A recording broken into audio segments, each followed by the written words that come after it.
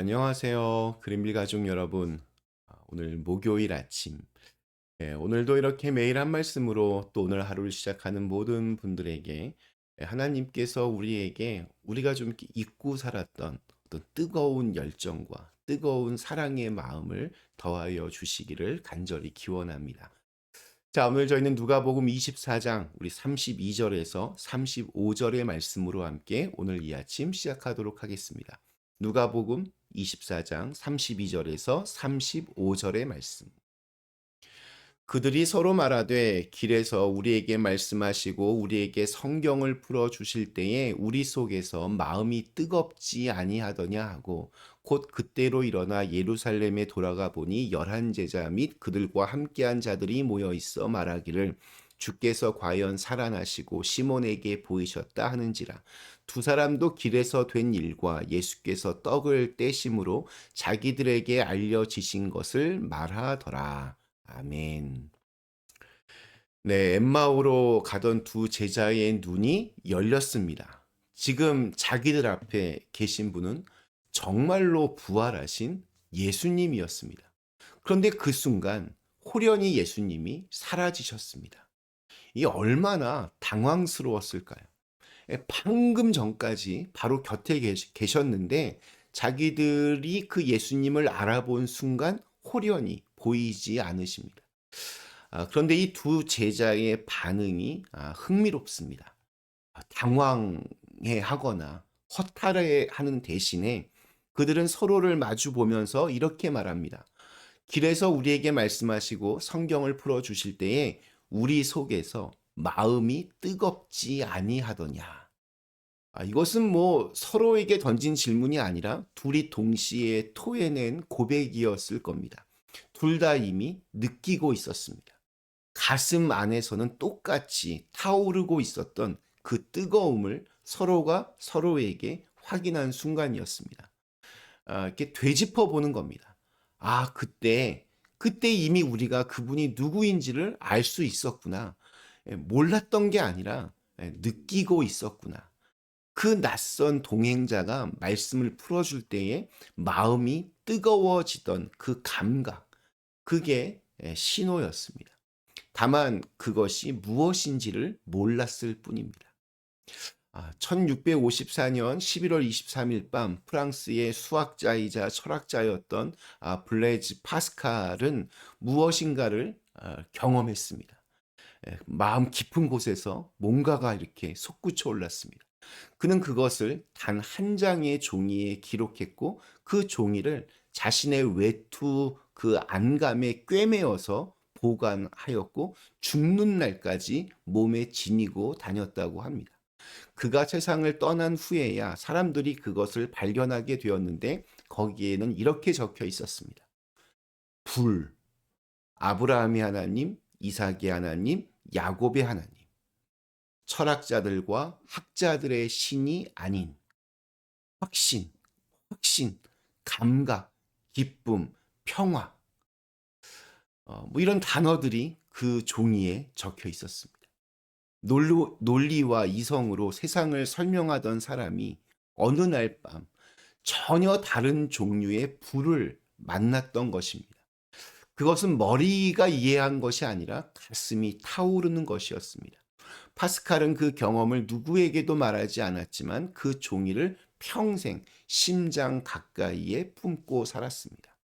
엠마오의 두 제자도 그랬습니다. 말씀을 들을 때 마음이 뜨거워지던 그 감각을 그들은 이미 품고 있었습니다.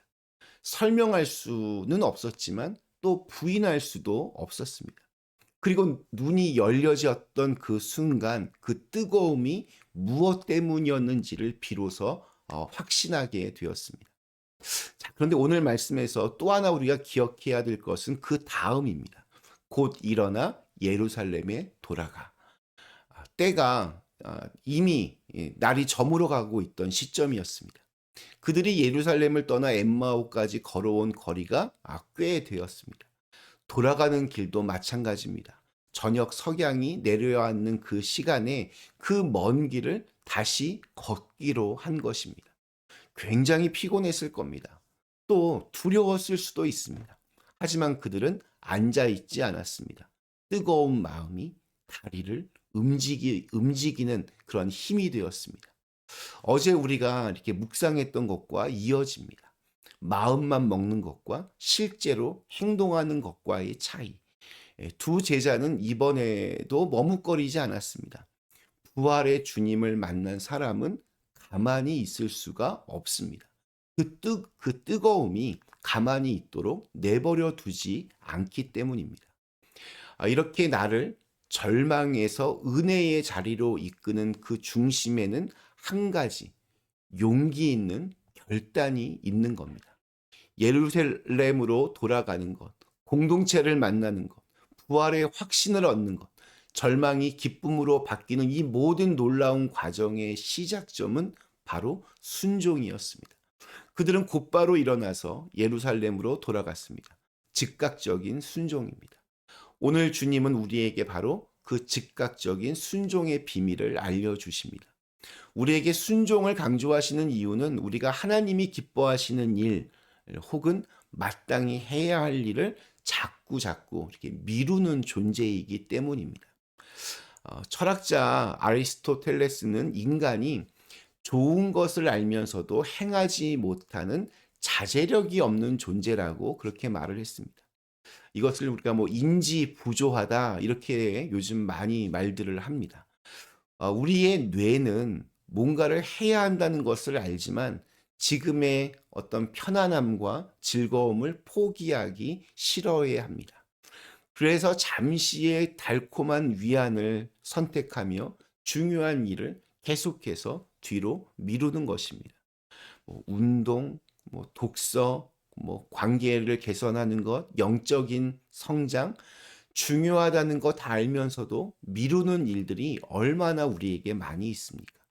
하지만 역설적으로 또 미루는 습관은 결국 더 큰 불안과 후회로 반드시 돌아오게 됩니다. 미루는 것은 순간의 안정을 위한 선택처럼 보이지만 실상은 미래의 고통을 키우는 선택인 셈입니다. 두 제자는 미루지 않았습니다. 뜨거운 마음이 식기 전에 핑계가 생기 전에 곧장 일어났습니다. 그들이 예루살렘으로 돌아가서 찾아간 곳에는 11명의 제자와 그 무리들이 모여 있었습니다.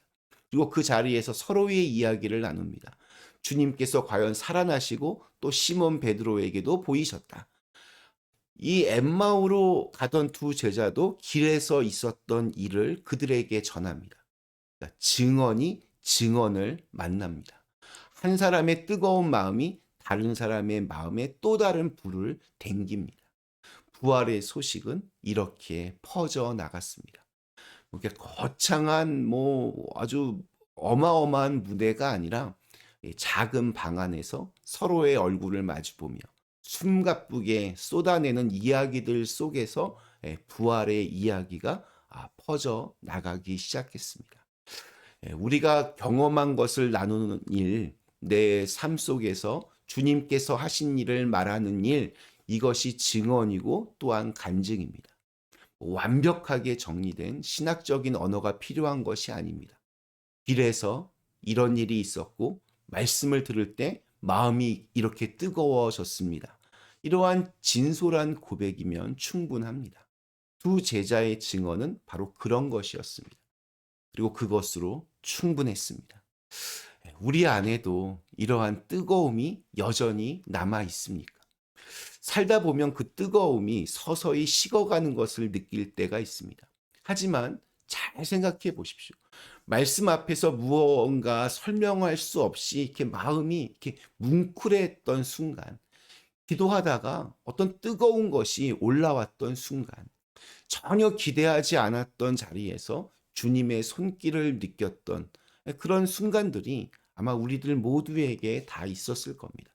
그 뜨거움을 다시 기억하고 되짚어 보며 불러내는 것이 중요합니다. 오늘 우리에게 주신 하루, 마음속에 남아있는 그 뜨거움을 다시 붙들고 일어나 걷고 만나고 또 나누는 하루가 되시기를 간절히 기원합니다. 우리 잠시 함께 기도하겠습니다.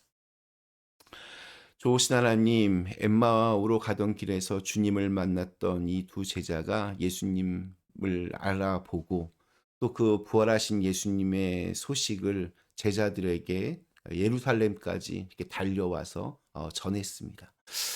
부활의 이 위대한 이야기가 그렇게 해서 사람들에게 전파되기 시작합니다.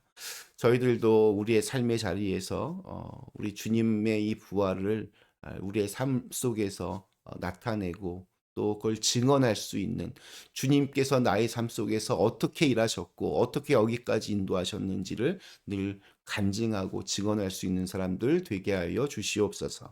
예수님의 이름으로 간절히 기도드리옵나이다. 아멘.